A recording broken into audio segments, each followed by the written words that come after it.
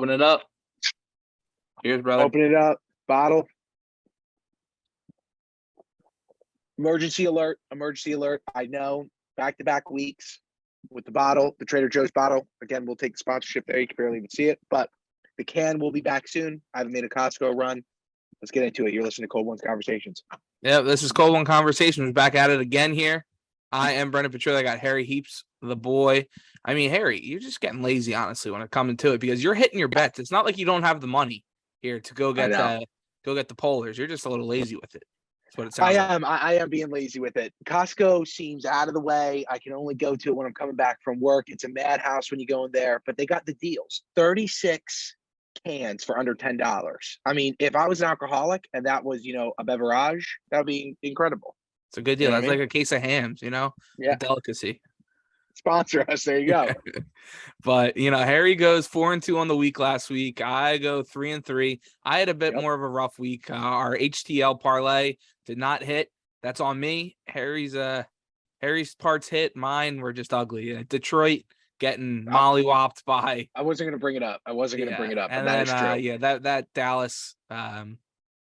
I was about to say the R word for a second, but I was about to say the Washington football team, the Commanders. That was an ugly football game.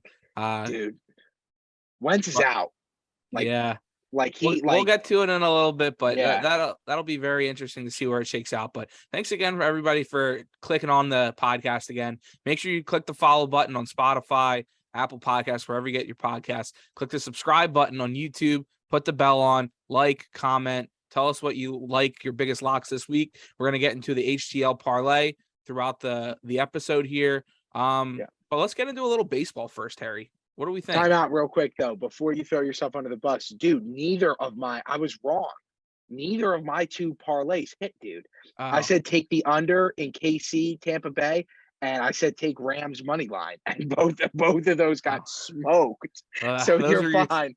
But hey, they're coming here. We're trying out. We're doing good in the single bets. We're getting our feet wet in the parlay. Stick with it. It's going to pay out. We know you got the money. You throw $1 on these games, get $5. It just matters about, are you doubling that cash? All right, go ahead. Take us into it. Yeah, we're both sitting above the 500 mark, so we're rocking and rolling here. People pay for that, but you're getting it for free here by just clicking that subscribe button. Right there. That's all. We're getting the views. Like I've been saying, we've been very grateful of everybody. A couple hundred views an episode. Our social clips are doing well. Just make sure you click. Once you subscribe. Yeah, that's all. That's all. We got to get those numbers up to be able to go to Barstool or wherever, Joe Rogan, all the other guys to get that money. So that's right. But let's get into it here. Before we get into the NFL Week 5 slate here, I want to talk a little baseball action. We said we're going to wait till the playoff starts. Playoffs are here this weekend, and I'm excited, man. My Philadelphia Fighting Phillies, they squeaked their way in. Yes, they did. If you follow me at the BSP podcast, putting out trillies and tens. I've been down on the Fightins. Who wouldn't have been getting swept left and right down the end of the season, but they're able to back it in. And the way that they clinched Monday night with Aaron Nola on the mound, throwing a perfect game through 6 2/3, you're sitting on every pitch. Like it felt like I was back as a 10, 11, 12-year-old watching Howard, watching Roy Halladay, Cole Hamels pitching. Watching these guys go at it and work. You're sitting there, you're like, I can't leave. Like, I need to focus on every pitch. When now, baseball, you kind of turn it on in the background. It is what it is. Yeah, when you're sitting there intently watching each and every pitch, it's just beautiful. That little two-seamer he's got, a wipe out curveball, striking guys out left and right. Every ball put in play, you're like, the camera guy kind of like messes it up a little bit. You think it's going to the gap. You're like, oh my God. They make the play, but I want to thank Aaron Nola for that. And I like the Fightins going into this weekend. 2:07 start time on Friday. Vegas likes the Fightins too. It's a pick 'em. Adam Wainwright versus Zach Wheeler. The Fightins are just a very slight underdog to win the series. When you got Wheeler and Nola going back to back in a 3-game series, those two guys themselves can pitch you a complete game shutout and get you 2 wins to move you to the next round. So that's all I've been saying is get in. It's been ugly. But when you got those two aces on the mound, when you have these bats that you've paid the money for, MVP and Bryce Harper, JT Realmuto is having a quietly MVP-like season as the best catcher in baseball. Kyle Schwarber's a monster, hitting 46 home runs. Nick Castellanos still hasn't done anything for you at all this year. Maybe he gets hot. Who knows? I'm not banking on that. But then Rhys Hoskins, he's a guy that can carry it for a week or two. And he just goes on to these stretches where, he'll go bat 3+, hit a couple dingers, and then he'll go for 2 months going 0 for 30. Yeah. So this Phillies lineup has a lot of potential. They're built for these short series. I like their chances against the Cardinals. I wouldn't have liked it against the Braves or Mets. But, Harry, what do you think about those New York Mets now? I mean, an absolute embarrassment, bro. Yeah. Well, collapsing 10.5 games. I know. And shout out Jimmy McEwen. My girlfriend's cousin, diehard Mets fan. Shout out the whole McEwen family. Feel bad for him. Feel really bad for him. I had him. I had to give me a little rundown.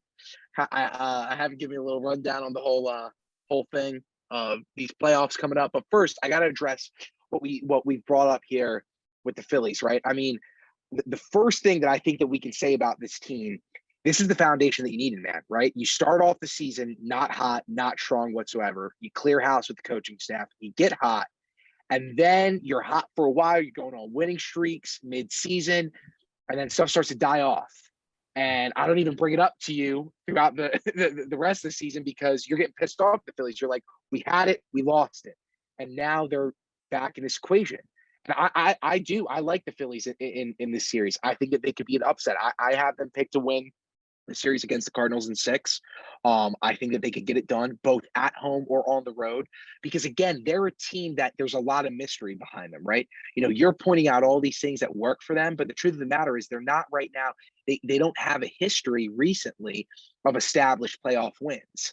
And that's something that I actually think works for them right now because of this specific season.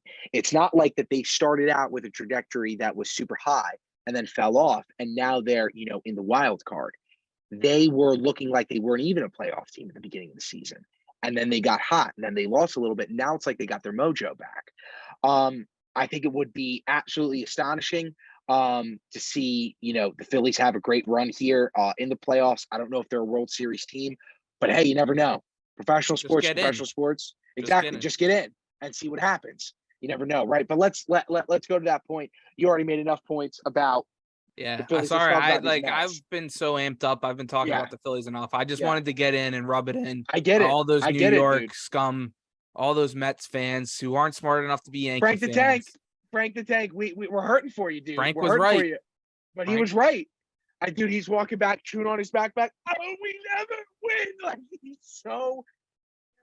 I mean, it's crazy, dude, right? And that's the thing, man. You have this team that's had hundreds of millions of dollars thrown into it, pretty much more than any other team right now in the league that's had money this season, just besides maybe the Padres, that's had money just at will. You want it, we got it. You want it, we got it by the owner, right? And you blow this massive, almost 11-game win streak, right? Well, not win streak, but go ahead in the standings. Yeah. And to me, it's like, what are you doing? I mean, we every weekend, throughout June, I get on Instagram and the MLB Instagram page comes up and I'm hearing the trumpets every time your closer comes out. And now I'm not hearing any more trumpets. No more trumpets right now. You're in a scary situation. It's the burn. I'm like the literally. It's like, what's going on? I will tell you, I still like the Mets in this series right now. I mean, excuse me, going against the Padres really, they whipped the Mets this season. I don't know if that happens in the playoffs. I think that things can have, as we use on this show, Cold Ones Conversations, we're patenting the phrase "they're due." I just want to put that out there. We're patenting the phrase "they're due." And I think that the Mets are due. I think the Mets are due specifically against the Padres. I know that you don't want to hear that. I know that you're going to have a million more comments for Julius, for Kieran, for Zook, for whoever else is supporting them. But I'll be honest, man, I like him here. I like him in 6. I think that New York energy is going to support him. I think it's going to get behind him. But right now, this was a team that when we first started this show, I said that this could be a team that within the next 5 years gets 2 World Series. And if you're playing the way that you've played at the end of the season, that is absolutely not in your cards. Yeah. I mean, the biggest thing is when you're talking about the money there, you have a starting pitcher that makes more money than 4 total baseball teams in the major league. Like he makes more just himself than the average of the whole Pirates and a couple of the other bottom. The Orioles are definitely in there too. Yeah. Like the guy's making more money than the whole baseball teams. And for him to come up short in that 3-game series against the Braves when they needed it, it was on the line. The division was on the line, and they got swept down in Atlanta. It was just great to see. Just the absolute how cocky everybody was back in June and July when they're just all, this is a lock. Phillies and Braves aren't even going to come close. They were right about the Phillies. They took care of the Phillies. But that's another thing. If the Phillies play the Mets, they're due. So I kind of see your point there. They're due. I see your point there when it comes to the Padres, that the Padres have played them well. And when I'm talking a little bit about our boys, what is going on with my lights? I'm sorry about that, guys. I think you look beautiful personally. I mean, this is a cold one conversation. Now you're purple. So stand by. Now you're blue, green. Okay, we're going to find our way here. We want to go back to your natural skin tone. So let's find it. We'll get there. And see, ladies and gentlemen, when you tune into the pod, this is what you get. You get the back and forth of the lighting situation. It goes down. We figure it out. Yeah. This is MLB talk. This is baseball time. But to finish off the Mets there, the Padres are finishing off the Mets. To collapse that like much in a season, you think it's hard to bounce back. The morale is at an all-time low. They weren't partying like the Phillies were when they made the playoffs. You know, they go, we should have had the division. They weren't popping bottles. They weren't happy to be here. They aren't going, let's just get in. They were expected to win. They were expected to be the team in the National League with the Dodgers, and they choked. They have the guys now in a 3-game series. DeGrom and Scherzer, they're 2 of the best pitchers in baseball. They can go get the wins, but DeGrom's never done it before. Scherzer has with the Nationals, but the rest of that team hasn't. Lindor, nope. Pete, nope. The rest of them, nope. So we'll see where it goes from there. They're in the same situation as the Phillies at this point, and I love it. Welcome to the wild card, fellas. Let's get after it this weekend. Let's see what happens. Let's see who makes it to the next round. I don't have that much expectations. I'll be happy to win the series, but if they lose, they're gonna hear it, and I love it. They're gonna hear it. Yeah. All right. So let me throw something out to you real quick. Let's move over to the American League and let's talk a little Tampa Bay, Cleveland. You know, I hate that my O's did not make the wild card spot. It's a knife to the heart, just as almost as big as the knife to the heart of the loss of the Bills when we led 2010. We're going to get into that later. This is MLB time, not NFL time. But I got to ask you about this, right? We're talking about 2 teams here that have had real playoff potential, obviously, throughout the season, have had some lumps at the same time, but now they've come out, right? They're ready to play. They're the teams that a lot of people late in June were both like, okay, they're solidifying themselves. They're going to make the playoffs. And truly, I want to know, you know, as our man on the ground, our baseball man on the ground, what are you seeing out of this series? Do you think it goes the distance? Do you think it's a 7-game series, or do you think it gets cut short? And if you do, who do you go to? I'm going to say personally, the team that I have picked coming out of this series is Tampa Bay. I don't like Cleveland against them. Or sorry, I don't like Cleveland's chances against Tampa Bay is what I'm trying to say. I couldn't come up with the sentence. I think right now I've got it picked 6 games for Tampa. I don't know if you think I'm way off there. These first wild card series are only best of 3. Best of 3. Sorry, best of 3. Yeah. So which makes it even more intense because you got your other starters in the back end of the rotation that you can just kind of throw in and just go, fuck it. You know, we got to win this series here and put them in instead of maybe a bullpen guy here or there, and they can get some extra rest if you do make it into that next series. But I mean, I like Cleveland. I think pitching's huge in the playoffs. You know, they got the bats, the third and first baseman there. They do. They moved on from Lindor. They say good riddance, brother. We got guys that are way better than you. We would not miss a beat without that bum on that team. So I like the Guardians moving on in that series. I think Tampa Bay's always been that frisky team. They just can't keep their guys, which is crazy. How consistent they've been in that American League East over the past 5+ years. It's impressive to be shipping guys out every other season and to keep getting back into the playoffs. So I tip my hat when it comes to that, but I like the Guardians. Okay. Let's hit let's stay in that American League East for the last little bit here. And I don't even because it's history. Series. I don't want to talk about this series, dude. Well, it's history though. We don't got to talk about the series, but we got to talk about your boy. You think he's juicing. I think they juice the balls for him. Okay. And that's Aaron Judge. Okay. Aaron Judge. He's on the juice. He's on the sauce. He breaks Roger Maris's AL all-time season record at 62 home runs for the year. It's impressive. I mean, Roger Maris, that's a long, long time ago. We're talking almost black and white there, fellas, when he was doing it. A Yankee great now, Aaron Judge. Did he earn his pinstripes for the Yankees? I mean, there's no question about it. You're setting a home run record. You're scoring 62 home runs in a season. If you haven't earned your money, the stripes, whatever the hell you want to call it, I don't care who you are as a fan, you know what you're talking about. When a player does that, juicing or not, and if you know me, I want juice in the MLB. I say juice them all, needle and all. Let's put it in every arm. But absolutely, he's earned it, dude. I mean, this is a guy that the Yankees should want to be a Yankee for life, to be honest. That, like, he's proven that right now. He's solidifying in this season as it comes to a close. And as the, as playoffs are upon us, that this is where he should be for the rest of his career. Do I think that matters in the long term? Personally, no. I don't, in the sense of them winning a championship, because I've said it before on other podcasts, I've said it before we've been on the radio. The Yankees have proven time and time again that they can have all this heat behind them, all these crowds roaring that they're going to go all the way and that they're going to win a chip, and then at the end of the day they fall short. Now, they haven't fallen short this time, where they're looking like a real powerhouse, securing that second seed. But, for Aaron Judge, I tip my hat to him. God bless him. Great record to have. But, I think at the end of the day, if this guy doesn't feel like he's going to get compensated well enough by this team that has, more money than most small countries, economies, if he doesn't feel like he's going to get his due, he's going to find a team that will. And there damn well are many teams, including the same one in New York, the other one in New York, that'll give him the money that he wants.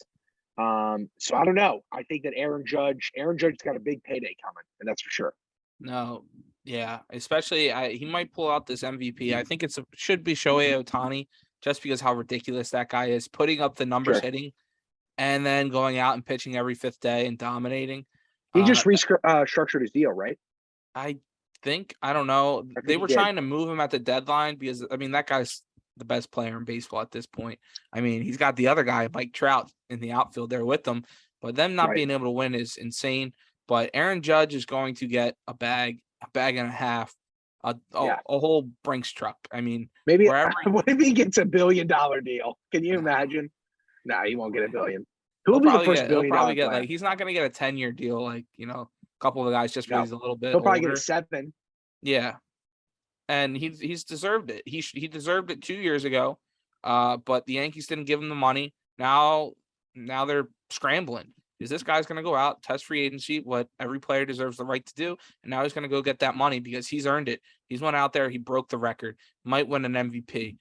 He might get. I didn't look at the stats yesterday, I guess. Tonight when we're recording it, the last games of the MLB season, if he got the triple crown for average, home runs, and RBIs. I know he was flirting. I think it was just the average. He was battling. I don't think he did.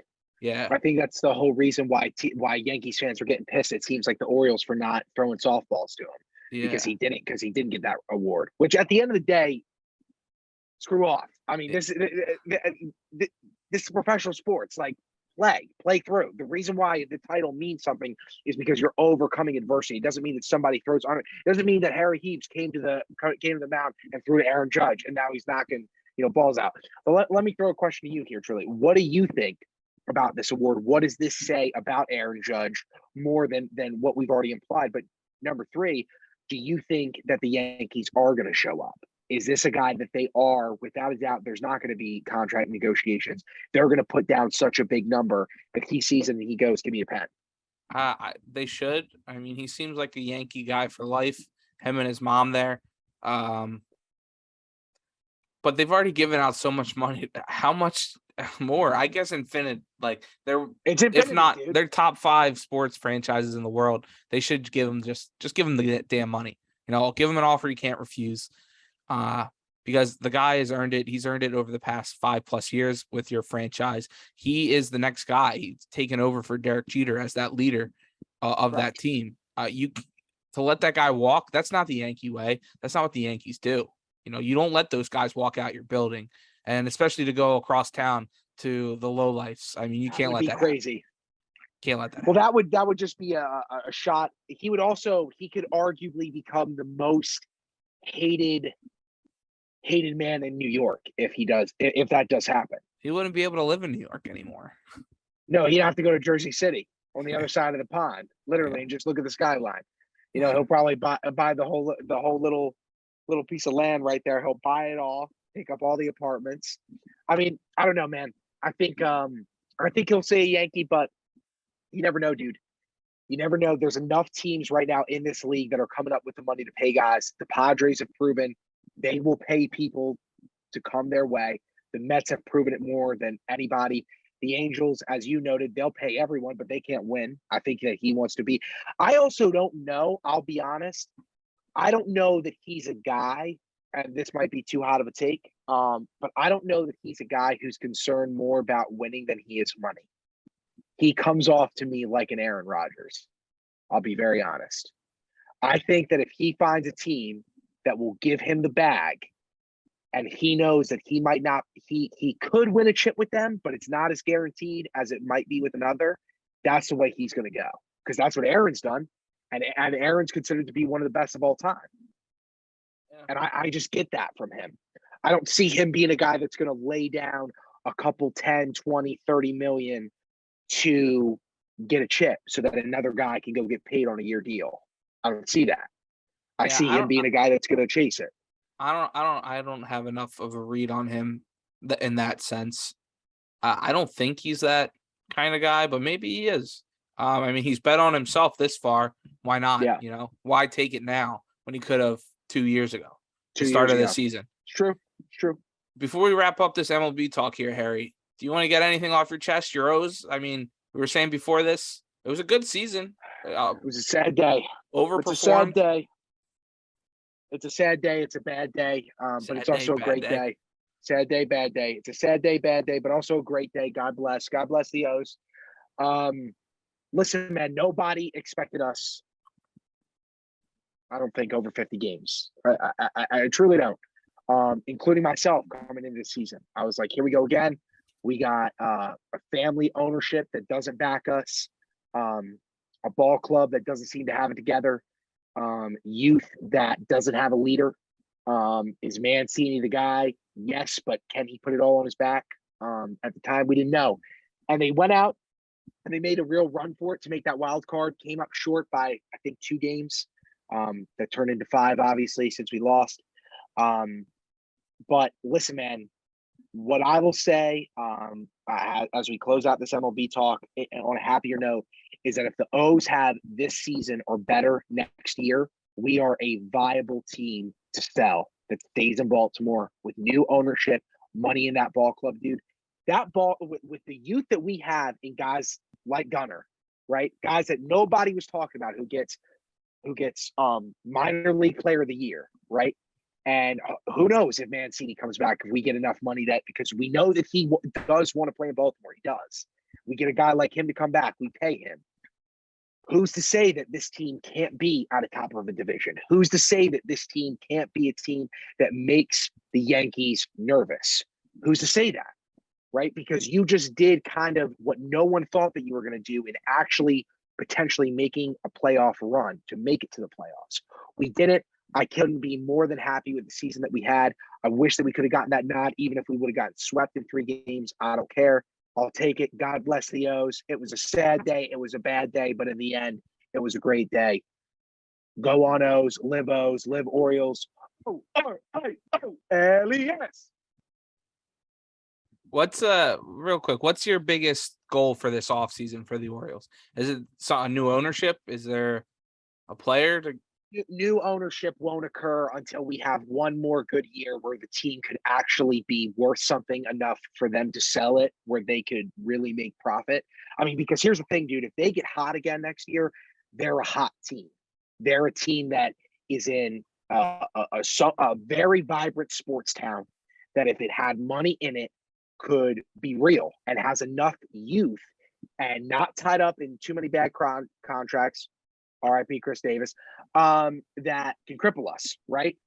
So my hope is that we come in with the same mindset of whatever it was this year, that let's just get it done. Let's go back. Let's prove the impossible. Let's make a wild card spot. Let's do something that let's have a Moneyball year. Let's make Moneyball the movie reality for the Orioles. Let's have a Moneyball year. Let's get to a playoff spot. If we win, we win. If we don't, we don't. But we still prove people wrong. And then after that, the long-term goal, 2 to 3 years, yes, new ownership. Somebody that comes in, wants to put money into this team and see it succeed. Yeah, I mean, both of our teams are on the up and up now. Correct. It's exciting. This weekend is going to be a lot of fun. Make sure you follow us on Instagram, Twitter. Click the subscribe button on YouTube, Spotify, all that, because I'm going to be giving my live reactions to the Fightins this weekend. I'm excited for it. Making this MLB push. Harry, let's take a quick break. We'll dive into the NFL now, and we'll give you our picks, our HTL coming up. Hopefully, we're going to bounce back a lot better than we did. We are. So we'll be back in 1 sec. Welcome back, everyone. Welcome back. You are listening to the 5th episode of Cold Ones Conversations. We just got done talking a lot of MLB talk, MLB playoffs. The Fightins, baby. The Fightins. The Mets and how much Trilly hates them. RIP my O's. God bless them. They're going to have an even better season next year. But now it's time to recap week 4 of the NFL season. That's what you're here for. You're here for our takes, for the recaps, for the projections that we give, and then finally, obviously, our bets, because we've been making you money. Once again, Trilly and I both went above 500. I went 4-2. Trilly went 3-2. Or sorry, 3-3. 3-3. But either way, 500 and above. That's what we do here. We go 500 and above. We don't go under. We go above. We don't go under. But it's time to bring you into the recap. We got to talk about this past week, and we got to talk about the game that occurred the same day that we gave you our phenomenal podcast, which had a horrible, horrible event occur. Miami Bengals in Cincinnati. Tua goes down. Looks like he's going to have a life-threatening injury, if not a season-ending injury, if not maybe even a career-ending injury. And we got to give our take on this. This is major news in the sports world, in the NFL world. It's stuff that guys like Trilly and I have to talk about, as horrible as it is. But let's get into it, man. First, Trilly, I want to throw out to you, and I'm going to preface this. There's all this discussion now about the concussion protocol.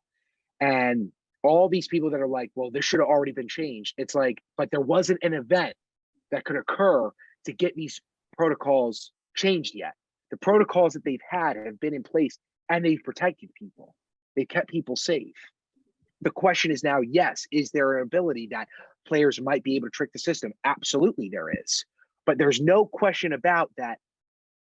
The NFL is continuing to try to make this game safer and safer, to the point where guys like Ray Lewis, when he first started in the league, the NFL today is a completely different game. The way that Ray Lewis used to tackle people is not the way that a linebacker inside, outside can tackle anyone today. Can't touch the quarterback the way he used to at all, right? What I think that this comes down to, more than concussion protocol, this comes down to, where are our loyalties with our coaching staffs? This comes down to that this was a direct disrespect of what the NFL and the commissioner of Roger Goodell clearly wants to avoid, which is the biggest thing that they want to avoid in the league, is a death on the field. And this was a spit. The Miami Dolphins front office, coaching staff, spitting in the face of that. We have last week Tua getting up, clearly so screwed up that he can't even walk. He's almost falling, it looks like, to his death. And then the next week, on a short week, you put him back out there. You put him back out there, not just the next week, but on a short week. And he goes down, and the camera gets a perfect angle of what neurologically looks like his brain shutting down. I'm going on a rant here. I'm sounding like a total attacker of this Miami front office, but that's how I feel, man. At the end of the day, they're the guys who have got to tell these young athletes, you're not playing this week, because those guys are going out to prove themselves. Tua's trying to prove that he's a franchise player, that he deserves a contract, that he's the man that everybody's been doubting. He's been on fire. You think that he's going to let a bump to the head stop him? No, I'm going back out there. I'm taking on the team that was just in the Super Bowl. And yet you put him back out there and he could be done for the season now because of this. So I'm going to stop my rant. What do you think about what I'm saying? Do I sound stupid, or am I making some fair points here? No, the biggest thing for me is what you just rounded out there saying, right? When it comes down to it, if say, some people say, locker room culture, right? And Tua, right. he's fighting for that contract. He wants to be out there. Yes. I'm doing it, and not at the same extent, but my foot's banged up. I'm gonna go out there. I'm still gonna try to play in a rugby game this weekend. Right. I probably shouldn't. I've done it in college, not to the same extent. I'm not comparing, but we've all been there. You are him. Yeah, everybody's been in that point where you kind of push through something. Now to this extent, where it's a head injury, you're right. The NFL has been trying to take major strides to it, but when it comes down to it, some guys might look at you and be like, "You sure, dude?" Especially where the Dolphins are. They were undefeated going into that Thursday night football game, going up against this team that was in the Super Bowl, that could have won the Super Bowl. They're coming off a hot couple weeks, big wins. Tua is slinging it. But when it comes down to it, it's in the power of Tua. But what you said, the Dolphins should have said, no, you're not playing. That's the biggest thing. Because even if Tua is trying to battle through it and be like, I'm fine. The Dolphins got to put up on that big screen in front of everybody and be like, look at this. You're wobbling, back, not whatever. Take this week off. It's a short week. You'll get an extra 10 days to recover on top of the 4 already. Correct. I'd rather you play the next, 15 games of the season rather than missing 2, 3, maybe even the rest of the season if you get hit again. So that's the biggest thing. They should have threw that video clip up there and been like, dude, this is not okay. They should have took it out of his hands and just been like, no. And they didn't. Yes. They kind of just went, oh, you sure? You sure you sure you want to play? Instead of going, no, you're not playing. What they said was, you're good to go, right? Yeah. You're good to go, right? That's the way that they took this game. And here's the bottom line, is that if Roger Goodell and the league want to make a statement against this so that future situations like this do not occur, what has to happen is that there has to be major fines from the GM to the coaching staff, including the head coach, down. The head coach should be looking at a multi-million-dollar fine by the league right now. I don't care what people say. He's the head coach. He's not a team doctor. Why are you going to fine him? Because at the end of the day, he's the guy who decides the lineup. And yes, he's going to listen to team doctors. And yes, he should go off of what team doctors say. But he was the first guy out there that saw his quarterback wobble the week before. He was there. He didn't need a team doctor to tell him he wobbled. He didn't need a team doctor to tell him that he was in a position that could have hurt his career, hurt his season, hurt the Dolphins' chances of winning. He was there just like everybody else, and he's a head coach in the NFL. If the NFL wants to make a statement where things like this don't happen again, you hold the head coach responsible. You say, you're just as much a part of this as that team doctor was.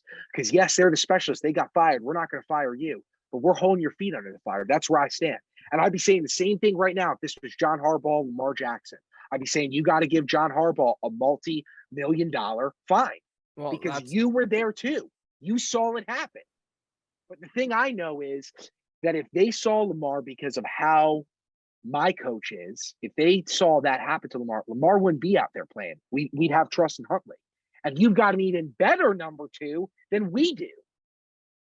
I know that my team would trust in Huntley and put our number 2 quarterback out there. Yeah. So my whole thing, and why I'm yelling so much, is that the only way that this changes is that this head coach must be raked over the coals a little bit. Because if you don't, the guy who's technically not the leader on the field, but the leader of the team, publicity-wise mainly, who holds everything together, who's in charge of that. The person that the owner put their team's hands into, that head coach. You help sign off on that. You should be either rewarded or negatively given consequences to for what occurred this past Thursday. What do you think about that, Trilly?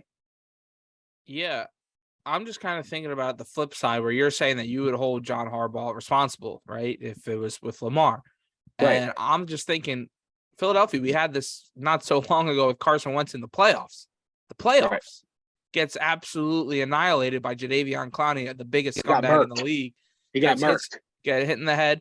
And I'm sitting in the stands. I all the Philly fans are, get back in there, Carson, calling him a pussy. I almost fought a guy because the guy was being so obnoxious about it with his two little kids right there yelling and screaming. Get back in?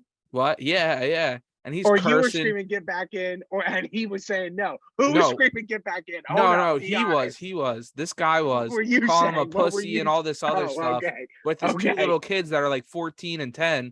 I go, buddy, shut the fuck up or I'll come up there and make you. Like, look at your kids, bro. Like, it was. Would you have kicked in the stomach first and then gone out? Like, real quick, we got to go on this tangent. It's you versus them three. Okay, it's the dad and his two sons, the 10 and 14-year-old. You got to divide and conquer. What are you doing? I'm throwing the one kid at the other one, and then I take the dad out. Which one? You got to identify the 14 or the 10-year-old. You throw the 10-year-old at the 14-year-old because the 10-year-old's smaller, and then you go at the dad. Yeah. And you throw that right cross, followed by the patented Petrilli elbow to the ground. All right, continue on. But anyway, like I was thinking situations with my team, fan bases are different, obviously. Philly, Baltimore have different reputations with it than maybe the Miami fans would. But that pressure of the fan base to want you to get back in there, I can see where it comes, especially a new young head coach, one of the youngest coaches in the league, first 4 games of his coaching career. He's 3-0. He's ready. He's rocking and rolling. He's like the hot shot guy on the block now.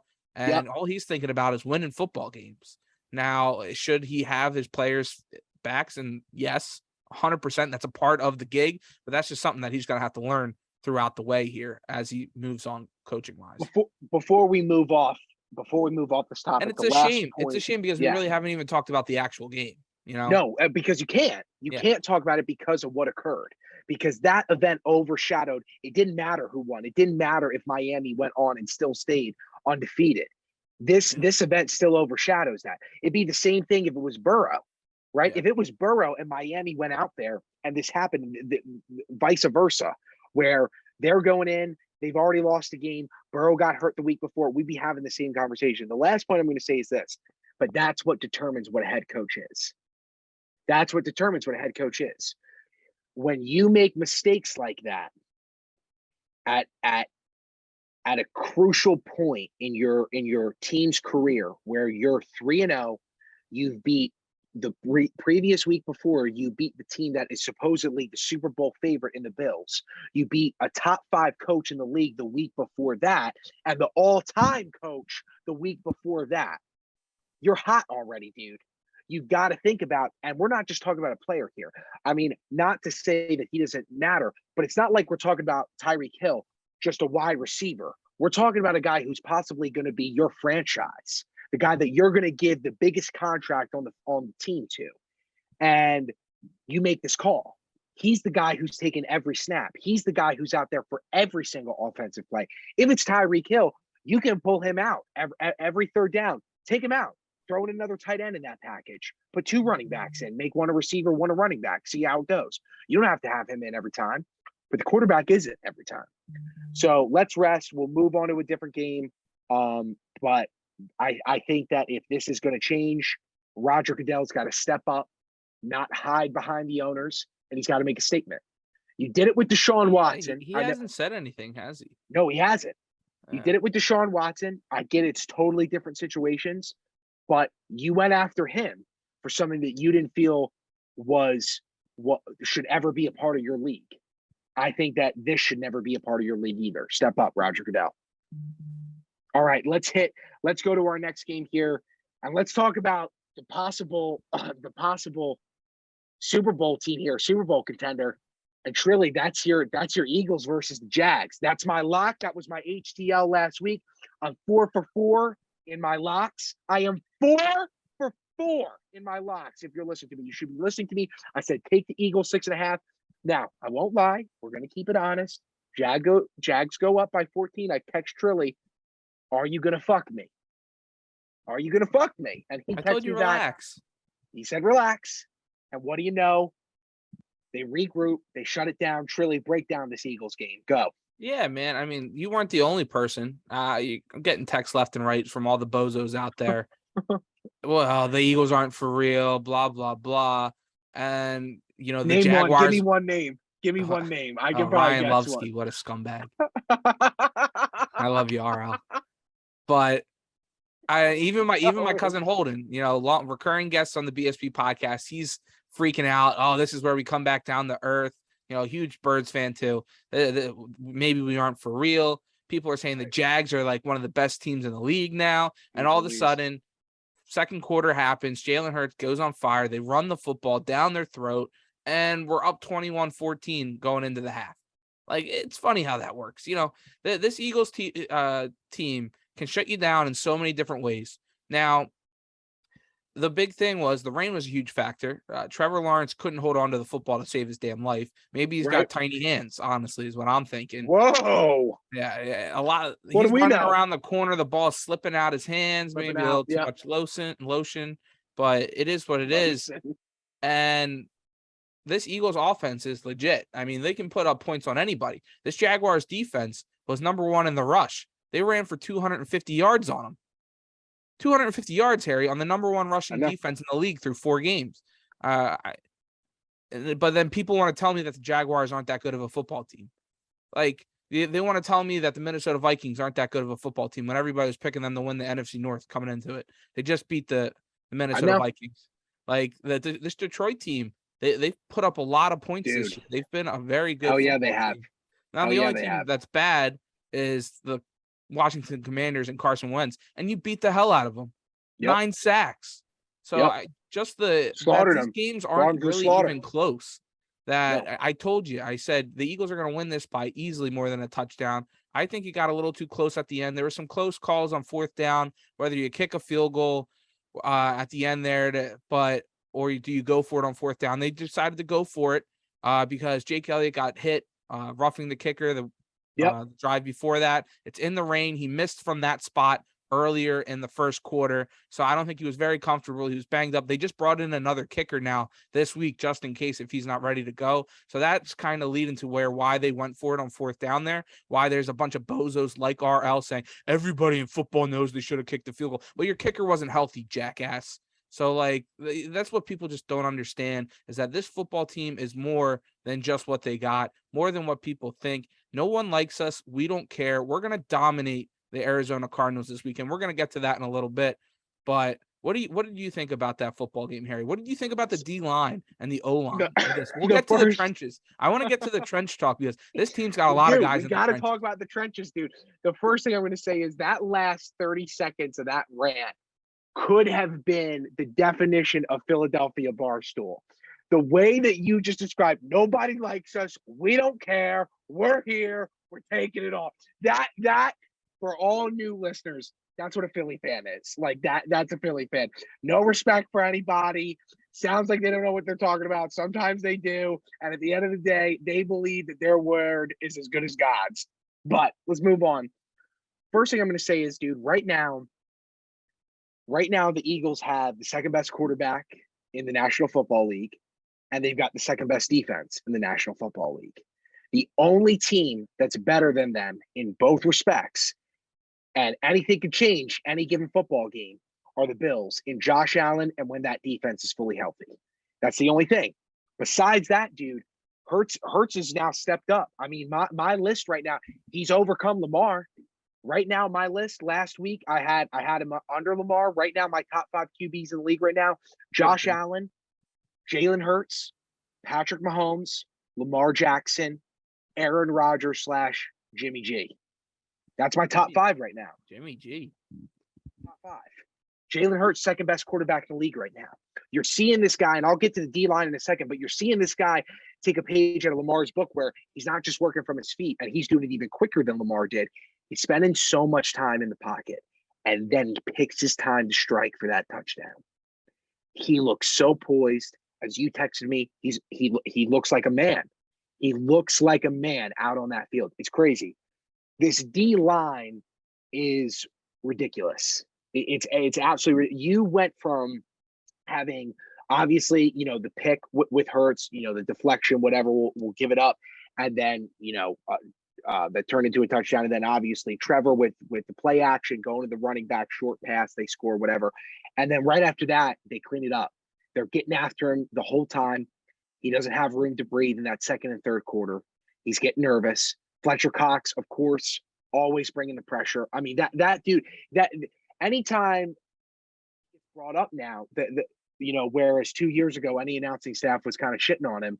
Now they're like talking like he's, the greatest of all time at what he does. Yeah. The Eagles are in a major, dude, the truth of the matter is that what you've set yourself up for, and this is a great thing and also a nightmare, is that there is no excuse right now, barring a major injury. There's no excuse for not making an NFC championship. There's no excuse for it. I'm not going to say Super Bowl. We're too early in the season. We're only going into week 5. But, dude, you're 4-0. You're the only 4-0 team in the league right now. You're ready to go. Your offense is clicking like no other. A.J. Brown looks like he and Hurts have been throwing the ball together for the last 13 years. They're so insane. They grew up with each other. But, okay. Listen, they might have grown up together, but he took some time down in Tennessee, and the other guy took some time down in Alabama, but they've reunited. And it feels so good. And it feels so good. They're ready to go, dude. I think the thing, though, that's most understated about this Philly offense, and I want to get your take on this, is your running game. Your time of possession right now on offense is ridiculous while having a mobile quarterback. You don't feel rushed at all. The concept of what you guys are coming up with on the offensive side of the ball to really create plays that you want to, so that, again, when Hurts wants to pick that time to strike, he can, while you march down the field and you're within 15 to the goal line. You're finding that. What do you feel? Do you agree with me? Is it the running game? What do you feel is kind of setting you guys apart that's making that momentum click so well? It's that offensive line. You lost Jordan Mailata on that pick 6 to start the game. A 360-pound man's trying to chase down a D-back, dives for him and lands on his shoulder. Supposedly he'll be okay. From what it seemed like, he's got a chance to play this week, which is good. You saved a bullet because that guy is a top 5 left tackle in the league already. As a collarbone break survivor, I thought it was a collarbone break. I'll be honest. Dude, Philadelphia's learned this with Joel Embiid. A guy over 250 pounds and gravity and the floor do not mesh. Doesn't work. It doesn't work, man. It doesn't work. Does not like. The gravity does not like bigger men. All right. So when it comes down to it, it's that offensive line where he goes down. You bring in Jack Driscoll, a backup. Nobody really knows about him, but the guy played all world. You're still able to rush the ball. He's getting gritty with it. And it's all because of the offensive line coach, Jeff Stoutland. The guy's been here for 10 plus years. The guy has turned Lane Johnson, Kelsey, Mailata, Evan Mathis, all these guys into Pro Bowlers, Brandon Brooks, like all these guys in the Hall of Famer, Pro Bowl type offensive lineman. Now he's got Landon Dickerson, guys, captain of the Alabama Crimson Tide at one of your guards. You have put him next to Jason Kelsey, Isaac Seumalo, Lane Johnson. They showed a stat on him after the game. Lane Johnson hasn't given up a sack since 2019, dude. That's insane for a right tackle to not give up a sack in over 3 years.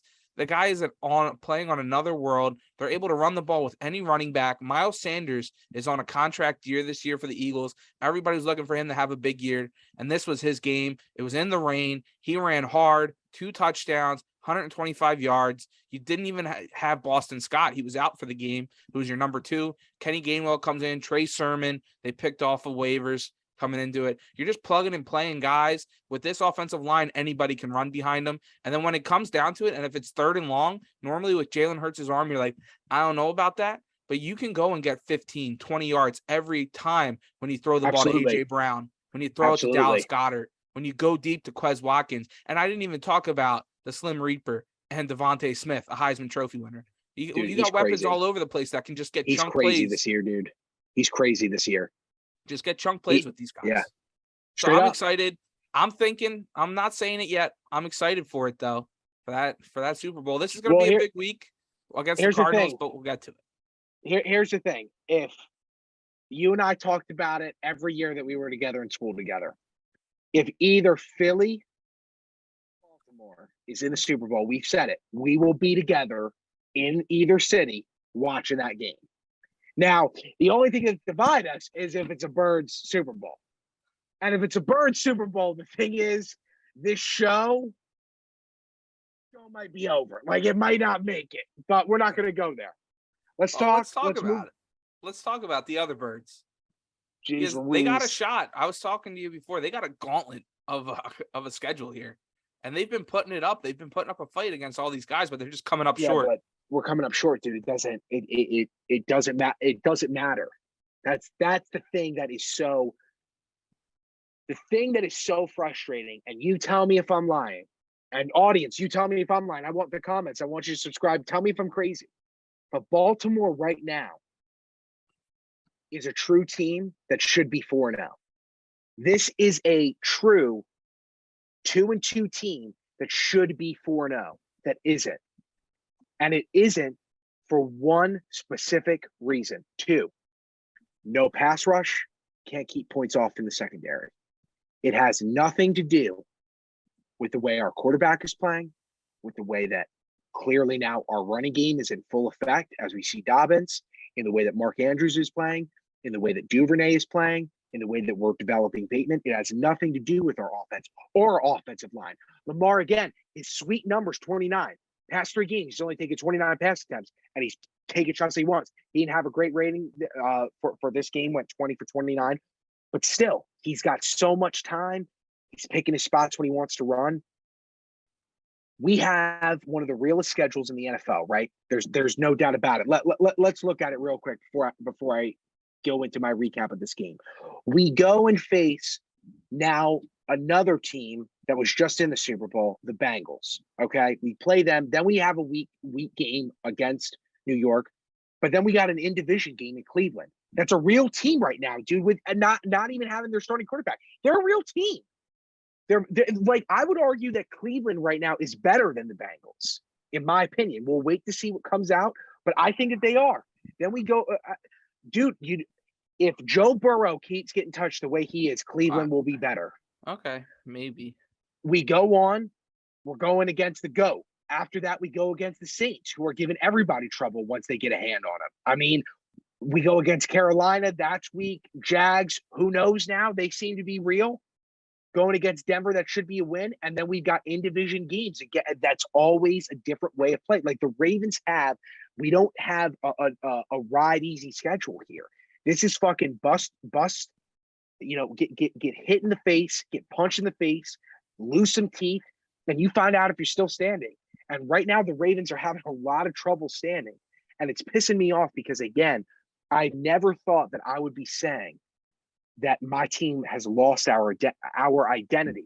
I never thought I'd say that, dude. I can't believe that the first season where I get to see Lamar truly again defy, where everybody's like, oh, we're going to be able to stop Lamar.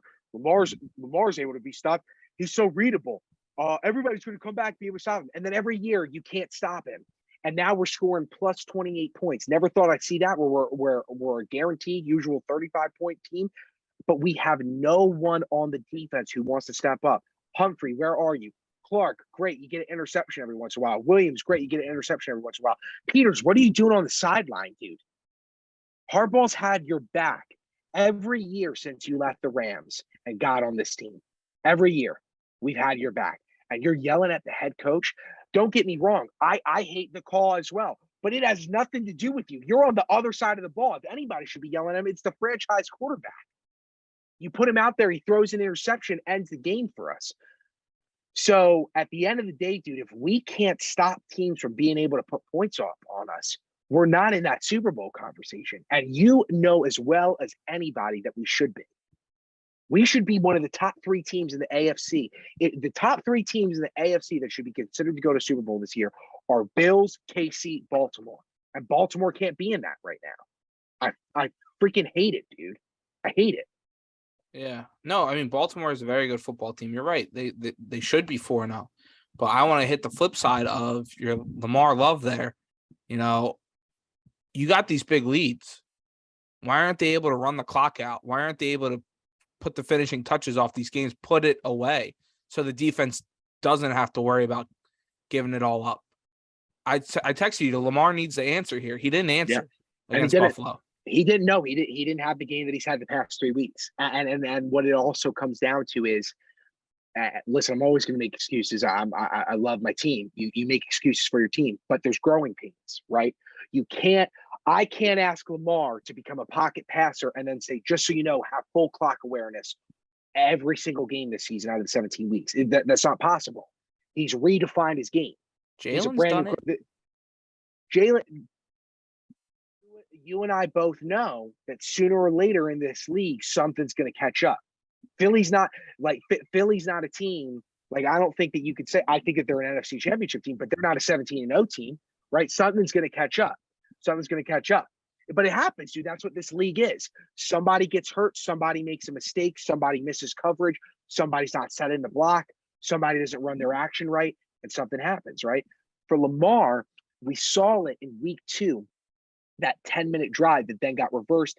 He went on the goal line. We didn't get the second touchdown when after we answered with the touchdown against Miami off the kick from Duvernay. We go down. We take 10 minutes, 39 seconds to have our play to make a touchdown. Doesn't happen. But either way, I remember texting him like, dude, I've never seen this type of clock management. And you're right, man. I mean, we should have been dominating clock management because in that first half, the Bills could get it done. I don't know what it is, man, because I will tell you something right now. If we would have won that game, besides Philadelphia, Baltimore would be the hottest team in the NFL. Yeah, no, and instead we fell short. For sure. Blowing 2 big leads in the fourth quarter. That's really what you're looking at right now. We used to be a second half. This is, again, I don't want to keep interrupting going on about our identity, but the Ravens used to only be a second half team, and now we're a first half team. We come out storming in the first half, and then we get the ball back as we always love, and we can't do anything. I mean, what the hell's going on? And same to Lamar. Lamar didn't score a single point the whole second half. We scored 20 points in the first, not a single point was scored in the second half. My last thing that I'm going to say, I want to get your opinion on this real quick, is I am fine with going for it 2 times on 4th down against a team like Miami, against a team like Tampa Bay, against a team like the Bengals, against a team like the Steelers. You cannot go for it on 4th down when it's that late in the game and you have a lead on a team like the Bills or on a team like KC. Right now on a team like the Eagles. Those 3 teams right now, Harbaugh, you can't do that. That's part of his That's part of his coaching. I love it. Do it against Miami. It didn't work out for us. I still support you. But you had a chance right there to go up by 3 with Justin Tucker, guaranteeing you 3. Every time he goes out there, he hits the Catholic cross. He's got God on his side, and he delivers that 3. We could have gone up. Could have won that game. Force the Bills to have to score 7 to win that game. Force them to. Make them. They can't win it on 3. They can only force OT. And you know that they're not going to do that well in OT with the weather. What's your takeaway from that, man? How do you feel about my stance? That there's only 3 teams in the league that you can't do that with? Am I crazy? I think they were damned if you do, damned if you don't. You know, if they kick the field goal, Buffalo goes down, gets a touchdown, you lose the game, right? I think it comes down to what you were saying, identity. They don't have trust in their defense to go down and stop them. You know, that's what all the frustration was on the sideline. Guys are saying, just let them score. We rather the offense go back out there with a minute, left in the game and give us a chance to force OT. I think that was the biggest thing, is that identity talk that you were talking about, where the defense knows that they weren't going to be able to stop them. And they'd rather put the ball in Lamar's hands, the guy that's going to get paid, the guy that's an MVP. And they'd rather him go out and win you the game than bank on your defense, because they don't think they can do it right now. They covered, though. They covered. If you saw my emergency last week, I said, take the over, take the alternate spread, 58.5, not realizing what Hurricane Ian was going to do. And then I took him plus 3.5. They covered. They covered. All right, we want to hit a quick break, and then we'll wrap up these next few games, and then we'll hit our bets. Let's just hit this last one real quick before we run out of time here. Let's do it. And that's Kansas City, Tampa Bay. Talk it. You were taking the under in that game in our HDL parlay. I was with you a little bit. Did not deliver. But it did not. It was over at halftime.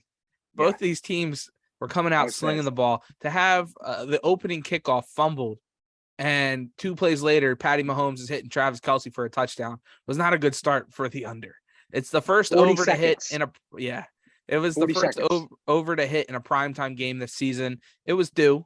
Hashtag it was due. It was due. Hashtag it was due. Yeah, and sure, we gotta make that into a shirt. That's our first shirt. Keep going. Tom comes back and he gets Godwin back. He gets Evans back. Yeah. Cameron Brate was kind of coming into the tight end 1 for him there a little bit. Leonard Fournette was running hard, catching the ball out of the backfield, not dropping passes. So he was finally getting those weapons back that he could space it out a little bit. He was slinging the ball. They were on him to start, but then he figured some stuff out. He was hitting the holes. Evans had over 100 yards. Godwin had 50 in his first game back in a while. And we'll get to it in a little bit, but maybe it was some of the stuff driving factors. You don't want Tom Brady on a mission. You don't want Tom Brady having stuff to prove. And that's kind of where he's at now in this season. It was just the biggest thing for them was getting in a 7-0 hole right out the gate when you were supposed to have the football. And then giving the Chiefs the ball coming out of half, they score. You were down 14 points in a hole already. Right. So that was the biggest thing to that game. What did you think, Harry? I'm going to make it short and sweet with 2 minutes before we hit the break. This is what I wrote. When will we remember Cheeseburger Patty? When are we going to remember Cheeseburger Patty? When are we going to remember who the magician truly is in the NFL? I mean, it was on full display, bro. It was on full display. The guy who won a Super Bowl, the guy who got the 10-year deal. When are we going to remember who he is? KC is a Randy Orton RKO out of nowhere. Are a viper right now in the grass for a Super Bowl big dude. I mean, they're crazy. They are scoring at will. They don't have Tyreek Hill, and they're scoring at will. Patrick Mahomes dancing, diving, stops right before he looks like Kyrie Irving out there. Like he's going to do some wizardry, start dribbling the football out of nowhere. Stops right before, tosses it, little overhead, does a little shot, little free throw style toss, touchdown. Does it twice. It's crazy, dude. I don't know when we're going to remember him. I hope that him and Andy Reid went to the local McDonald's. I hope that they got 5 McDoubles, 5 quarter pounders, because they deserve it, man. Their defensive line is nasty too with Frank Clark and the guys. So that's the biggest difference. They're getting pressure on guys. That defense came to play. Like that defense came. I mean, I get that they got scored on, but they came to play. Yeah. They're a real deal team. Yeah. All right, Harry, let's hit another quick break here. We'll get back on the other side of this. We'll give you our picks, our favorites, overs, unders, underdogs, our locks of the week, and we'll put it together an HTL Harry and Trilly parlay. So we'll be back in about 2 seconds probably. And we're back here on the Cold One Conversations. We're going 3 deep. And nice. At this point, we're getting a little tipsy with it. Hey, just like you have to. Yeah. Just loosen up a little bit. I'm a little tired today. Sorry if it reflects. I hope not. But I don't know. Just in a weird. Took a nap. You're a little drowsy. It is what it is. We're powering through it. Just the birds, baby. The birds. Both. That's what happened to Zach Wilson, That's why he had such a horrible performance. He took a nap right before the game. They should have brought back Joey Flacco.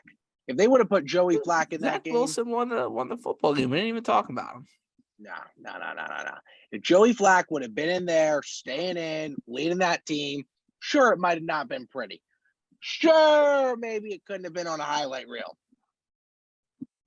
135-5. All right, let's go. All right. This is where everybody comes. This is what everybody comes in to click on the videos for. Yep. This is where we make you money. All right.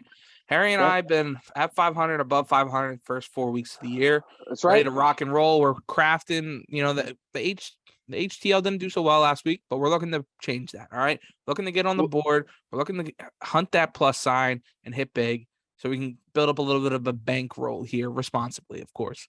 But let's dive into our favorite overs of the week here. Harold, let me start here first, because I think this is actually a pretty good football game. Two teams that have been historically really bad, but two teams that have been kind of surprising people over the first couple weeks of the season, and that's the Jacksonville Jaguars and the Houston Texans. I like the over 43.5 there. I think both of these teams have proven that they can score points. Neither of these defenses really are stopping anybody. Maybe Jacksonville a little bit, but I think Mills Mafia is kind of coming into his own now, being able to throw the ball to Brandon Cooks. You got Dameon Pierce breaking out of his shell finally for all you fantasy owners. He's not sitting on the bench anymore.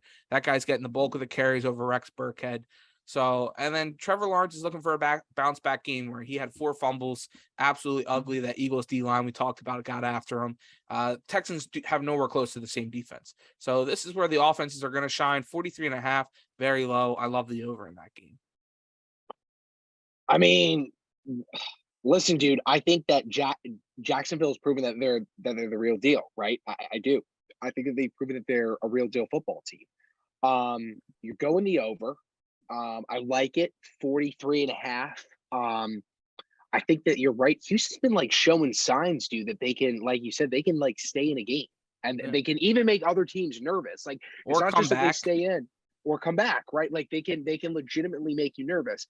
I do think that Dougie P is going to be on a rampage. I think he's pissed that he didn't beat the team that ran him out of town.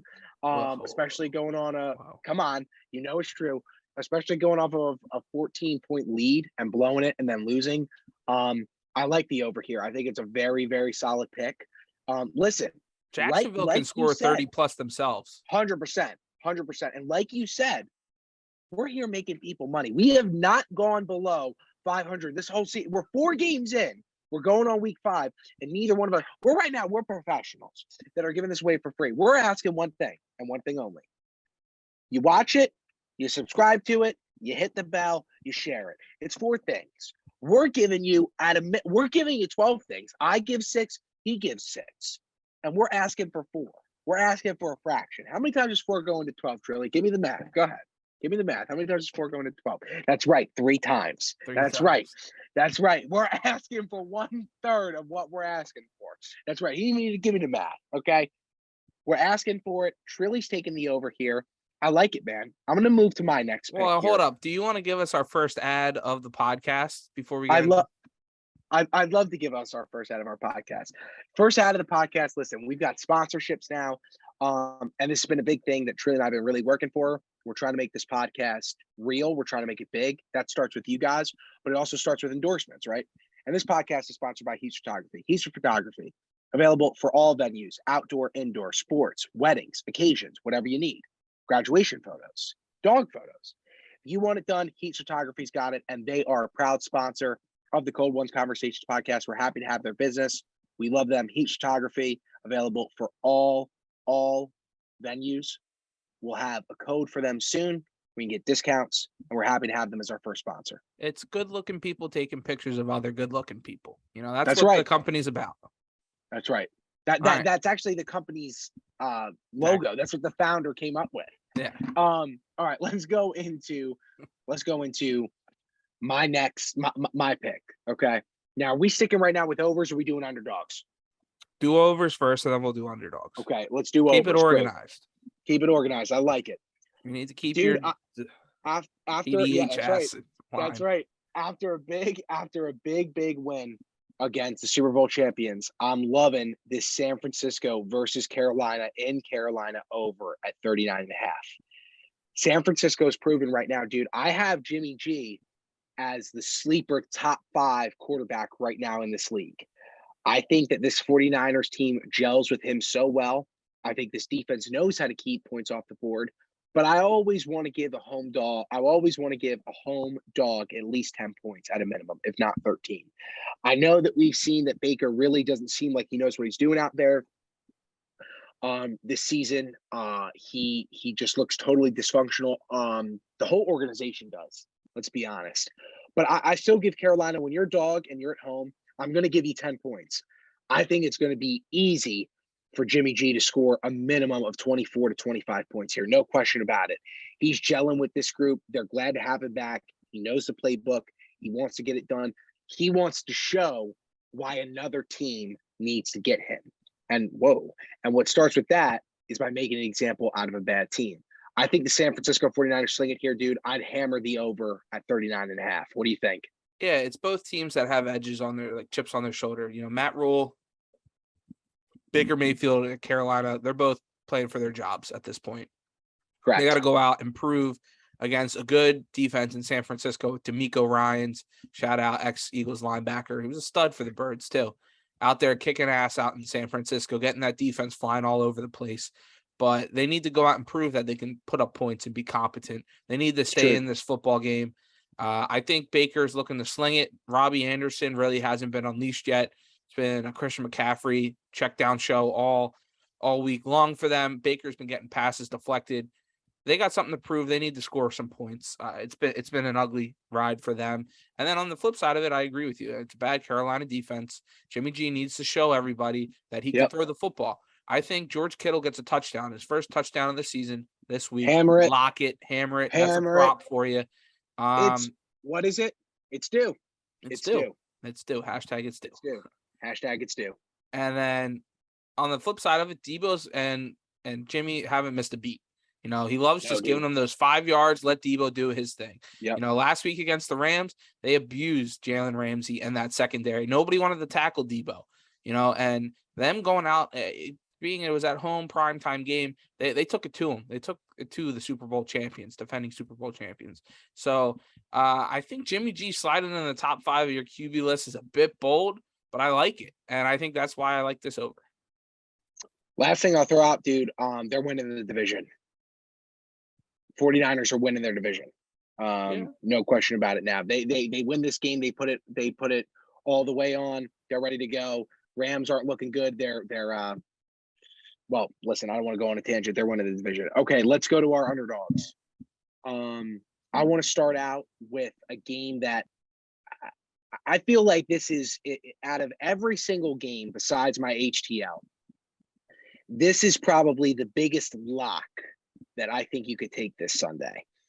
And that's the Chargers in Cleveland at Cleveland. Cleveland plus 2.5. Really? I love this, dude. I do. I love Cleveland here plus 2.5. I think that they can keep it close. I really do. See, I'm taking the flip side of it. I like them. I like the Chargers as a favorite. All right. Well, we'll get into it. But right now we're talking about the underdogs. Okay. We're talking about the underdogs, and I'm telling my reason about why they're an underdog, why you should take the points. I'm not saying that they're going to win, but I'm saying they should take the points. And here's why. Right now, I'll say it. I believe it. I think that Cleveland has a chance right now in the AFC North to be without a doubt the third, if not second best team in the AFC North. I think the Bengals are not protecting their quarterback. I think that the Ravens, as I've stated many of times, we're going to win the division. I believe that. I know that it's going to happen. But I think that Cleveland has a chance right now with the way that they've been playing and with the way that their offense is sort of getting it together. Great backs in, Kareem and Nick Chubb when both healthy, and still a very solid defense, that they're ready to strike. And we've also seen that this Chargers team doesn't know how to keep games in their court. They either let it get way too close, or they either let it get way too close, or they let it completely get away from them. It gets very nerve-wracking. And Cleveland's going to be a team in week 5 that I think is going to really pressure Herbert. I think that they're going to hit him. I think they're going to hit him hard. I think that they could start messing with his ribs and his wrist again. I like Cleveland here, dude. I'm not saying that they'll win. They're at home, dude. This is a game where that Cleveland crowd's going to really play a difference here. And at the end of the day, dude, I think that this defense is going to be one that's really going to test why can't I say his name? Herbert's skills. Justin Herbert. I'm calling him Joe Herbert. Justin Herbert's skills. Don't get me wrong. I think he's a phenomenal quarterback, a great athlete. I think the Chargers are a great team, but I like Cleveland here. Tell me why I'm wrong. Breaking news. No, I'm just thinking. You're talking me into it. I think the biggest thing that's kind of got me to maybe flip off of that Chargers favorite is that they can run the ball. Chargers can't stop the run. Dameon Pierce went for 125 himself, big 75-yard run. I just think with Chubb and Hunt, they're going to chunt you to death out there. I don't like Jacoby Brissett is my only biggest thing. I don't think he can really go in a tight game and lead you down for a win. He's done it once this season. How many times is he going to be able to do that? Hashtag he's due to throw a pick at the end of a game here. Pick six? Nah, maybe. Nah. That's too much. But I think Herbert is, and that offense finally coming out with Eckler getting 3 touchdowns last week. Maybe you get Keenan Allen back, hopefully, is what their plan is. Yeah. To go with Mike Williams. Maybe that offense it's set to explode too. They're due too. So if it becomes a slugfest, that's what the Cleveland Browns want. They want to be able to run the ball. They want to force you to have to, score fast because their defense can play. They can get after the quarterback. They want you to throw the ball and let the pass rushers get after them because they'll just run the ball and eat up the whole clock. Now, if the Chargers come out and they just score points all and put up 20 plus, I think it's a long day for Cleveland because they can't score fast. But you're also talking about a team here, dude, that let Houston get to within 10 of them when they should have won. When they should have won, huge. Yeah, they were up huge. But still, dude, you're letting a team that is not even in your league get close to you. That's the thing that plays the most for me here with the Chargers is that Houston point differential. Because to me, the Chargers should have won that game by 2 tugs or more, if not 17. And I just see this Cleveland defense playing a real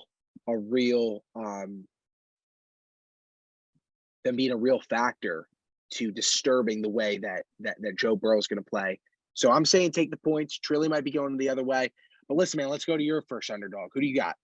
Yeah, my underdog, I like they burned us last week when I took them as my lock for my favorite. We got the same thing here. Go. Detroit.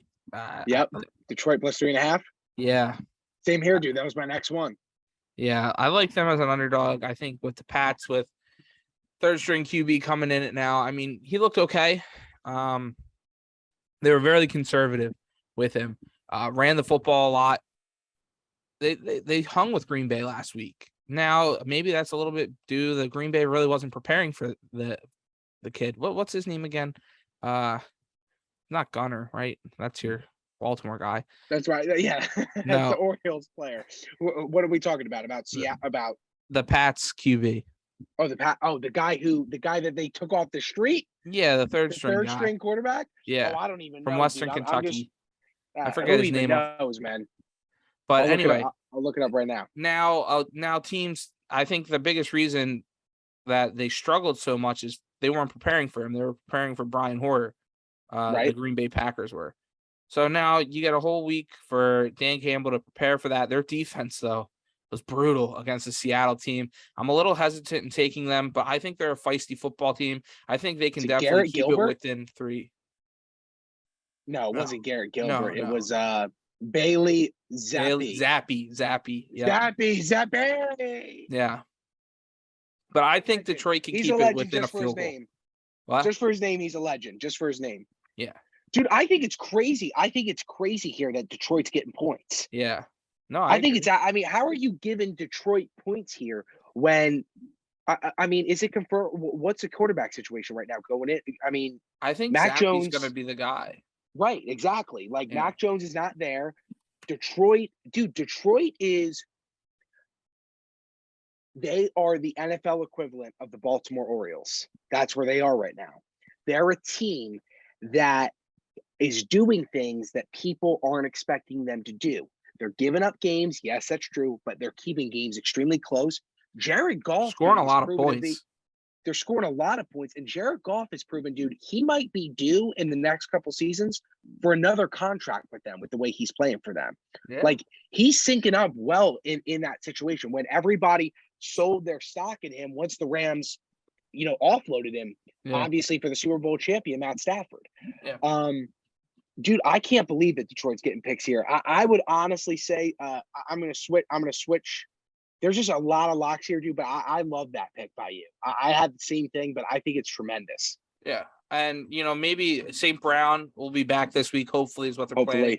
DeAndre Swift doesn't seem like it, but Jamal Williams, very good backup option there. Right. Ran the ball all over the place.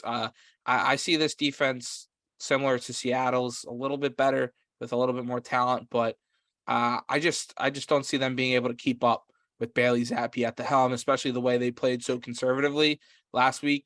So I like Detroit. I think if they might lose this game, but it'll be by a field goal.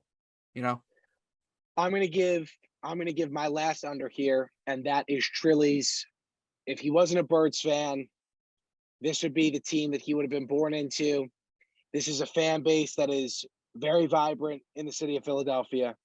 This is a fan base that still believes that 1990 and 1990 to 2000 is what years it is right now. This is a team where its quarterback that should have been the franchise and won a Super Bowl has went on and had a better career as a commentator. And that's the Dallas Cowgirls.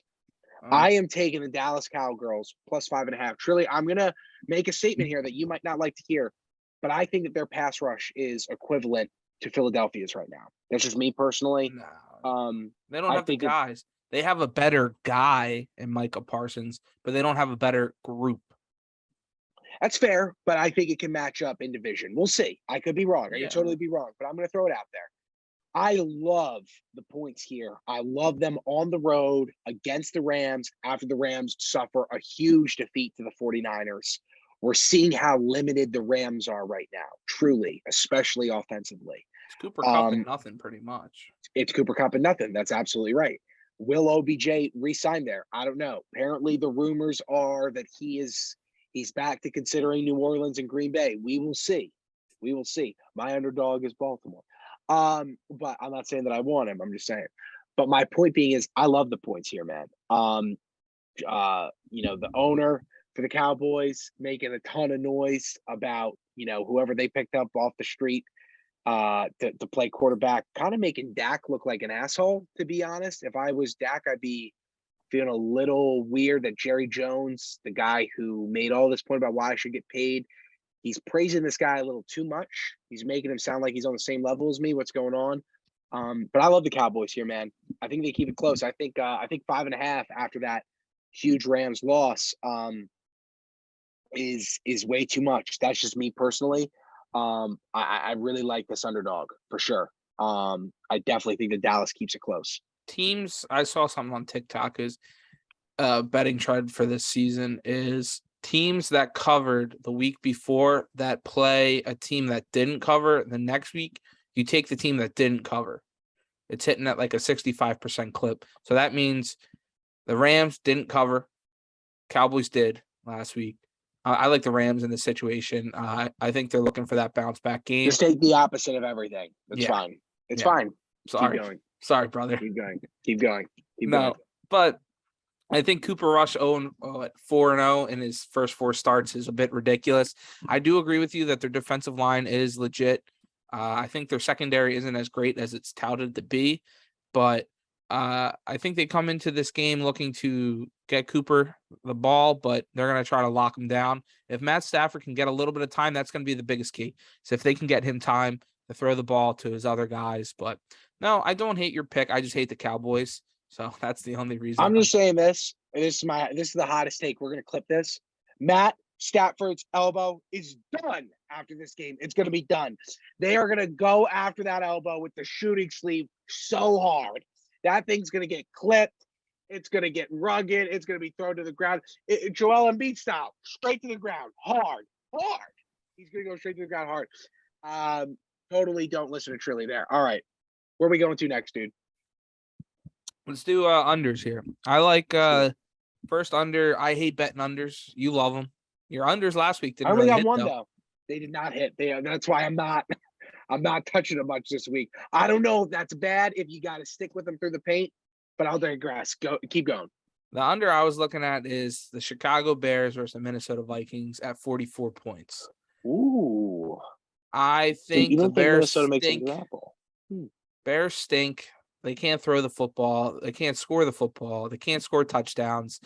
I think Minnesota can put up maybe 21, 24 points, but the Bears aren't getting more than 10. The Vikings have a legit defense. This game's just going to be ugly. I mean, maybe Justin Jefferson gets you a touchdown and some yards here, but I just don't see the Bears being able to put up the points to be able to cover this number. Let me ask you something real quick before I react to that. I think that the media is being way too harsh on Justin Fields. What do you think? I think it's BS. I think they're babying him a little too much. Like the team, like the scheme. I would agree with that. Yes. The scheme wise, they aren't letting him loose. They're not letting him throw the football. Now, is that because he really doesn't have any weapons? I wouldn't disagree with you with that. I mean, Darnell Mooney's your number one guy. Like, come on now. Like, what are we doing? It's like you saw the difference. You know, I mean, I'm a homer, so like you see the difference between getting AJ Brown and throwing to Jalen Reagor. You know, it's two totally different quarterbacks. So that's kind of what you're looking at Justin Fields. Yeah. They really haven't been throwing the ball. They've only completed 65 passes in 4 games. That's ridiculous. Yeah, it's pretty brutal. I mean, we keep hammering this week after week after week. Where when are you just going to let him just go for it? Like, go for it, Justin. Do what you did at Ohio State. Get him, draw up some run scheme pass options for him. Get him out in the open, moving. Hit guys moving down the field. They just aren't doing it right now. But the only stat better than Justin Fields' 65 passes is Kenny Pickett's 13 passes, not a single one hit the ground. Yeah. 3-1 to the other team. I mean, it's so crazy. But I'm going to tell you, I like this pick. I think that the Vikings come for blood, and I think that the Chicago fan base has to sit through another loss. Let's move to my under. I can't believe I'm saying this because I feel like an idiot saying this, so I don't even know. You know what? No, I gotta go on the fly. I can't give that. I'll tell you what it was off camera, but if I give it, it's just bad luck. It's just bad luck. I can't do it. The under that I'm going to take, dude, I'm going to be very honest here. I'm switching up mid-game, but it was the other one that I'm looking at. And that's Tennessee, Washington. I think that this game are two teams that they're two teams that are outside of the equation of hashtag they're due. They're the only two teams in the NFL that are outside of that equation. I don't like it. I don't like this game. Line, depending on where you're looking, it's 42.5 or 43.5. I'm going to stick to the 42.5. I like the under here. I don't think that Washington looks so discombobulated. It's crazy. Carson Wentz looks like he should not be out on the field, which is also crazy given the contract that he has. And the Titans, dude, I mean, how much longer are we going to keep, depending on Derrick Henry, this one-dimensional team? I mean, Mike Rabel, you got to come up with something different, dude. How much of a box are we in? You gave Ryan Tannehill this huge contract 2 seasons ago. What are we doing right now? I like the under here, man.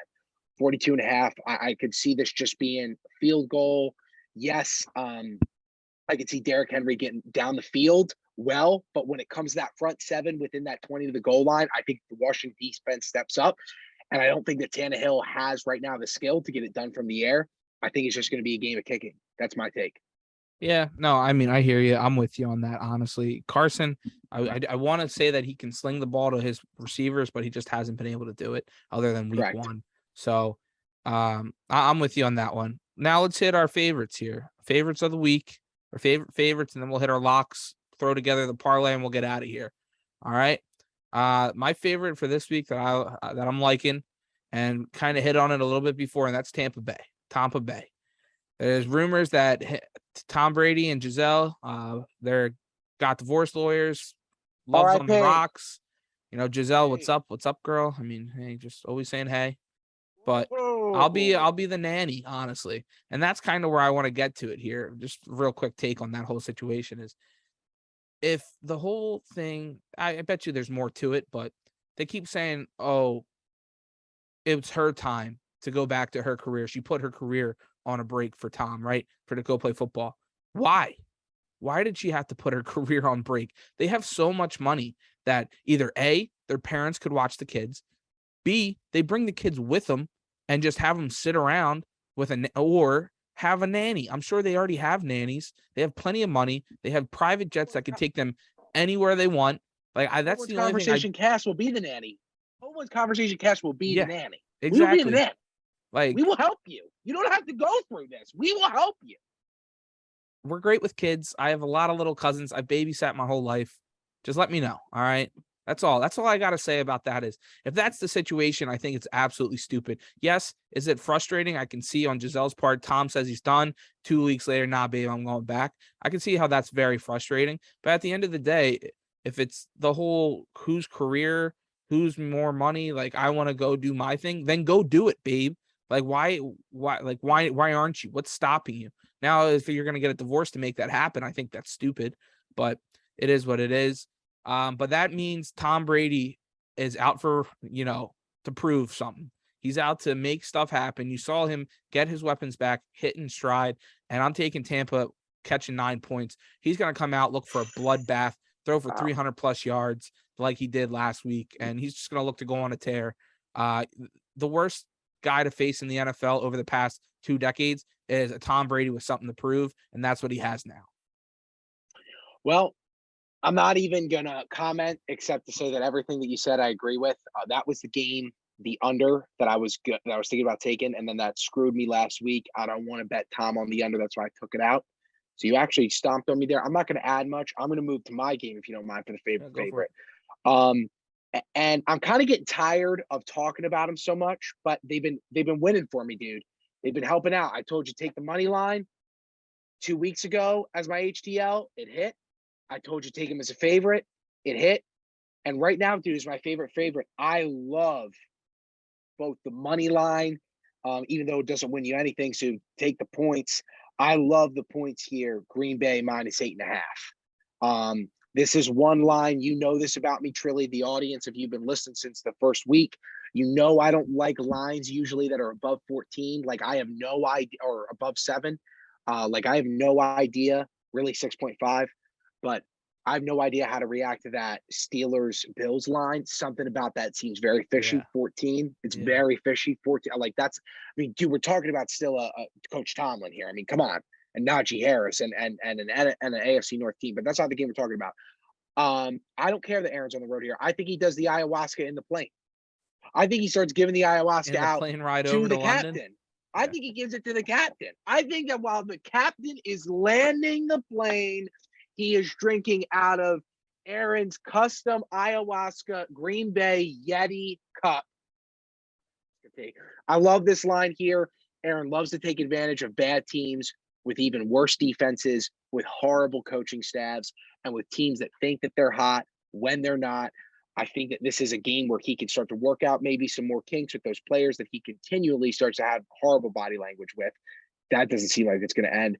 I love this. Take the points, -8.5, Green Bay. Yeah, Green Bay is going to finally be able to open it up through the air and just sling it. Aaron's been kind of struggling a little bit, throwing the ball down the field, working it out with his receivers, but it seems like Dobbs is finally clicking with him there. Lazard's getting back to be healthy. You got the 2 running backs.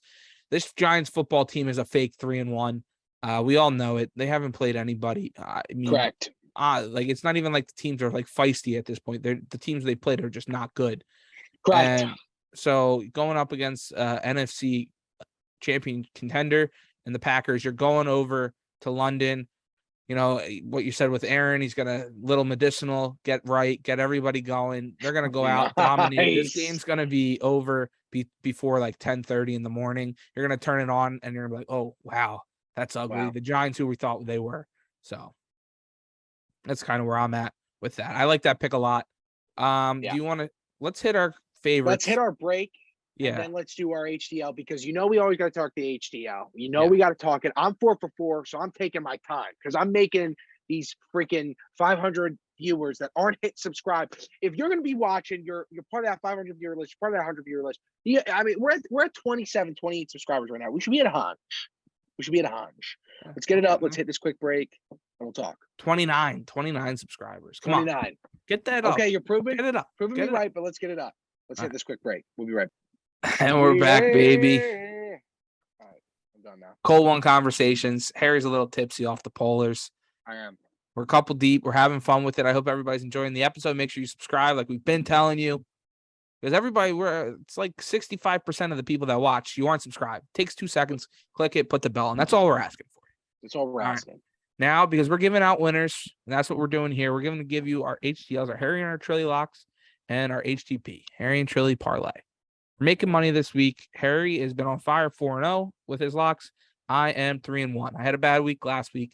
It is what it is. We bounced back. We've been above 500 all 4 weeks. Each week. So here we go. Let's get into it. Locks of the week. I'm going to start it off here, Harry, first. Do it. Because I didn't take them last week. I took them the first 3. They're undefeated. The only undefeated team left. Didn't want to jinx it last week because I figured we'll just let it go. I've been hogging them too much. You took them last week. I let you take delivered. It. And they delivered. They're going to do it again. Eagles 5.5. They're going Cardinal hunting. Phillies going Cardinal hunting this weekend. The Phillies are taking down the Cardinals out in St. Louis. And the Eagles are taking care of business out in Arizona. Go Eagles. At the end of the day, go Birds, go Eagles. Go Birds. That's all I got to say. This Eagles team is nasty. Kyler Murray's going to waddle around with a fat dump in his pants. Like, he's not going to know what to do. He hasn't been able to put up points against bad defenses this year, let alone a good one. Yeah, so good luck with that. My biggest thing is he has no weapons. Zach Ertz is going to get locked up in his reunion game against the Birds. Other than that, what do they got? Nothing. So Hollywood. You put Darius Slay on him, he's locked up. Darius Slay eats guys like him, like before he even wakes up in the morning. Like, Fuck him. Thinks, like, come on. Jay Jetta's only getting less than 60 yards. You think Hollywood's going to get over that? I don't think so. So I like the Birds going out, taking care of business, staying undefeated, covering the 5.5. Go Birds. Go Eagles. Okay. Well, I'm going to.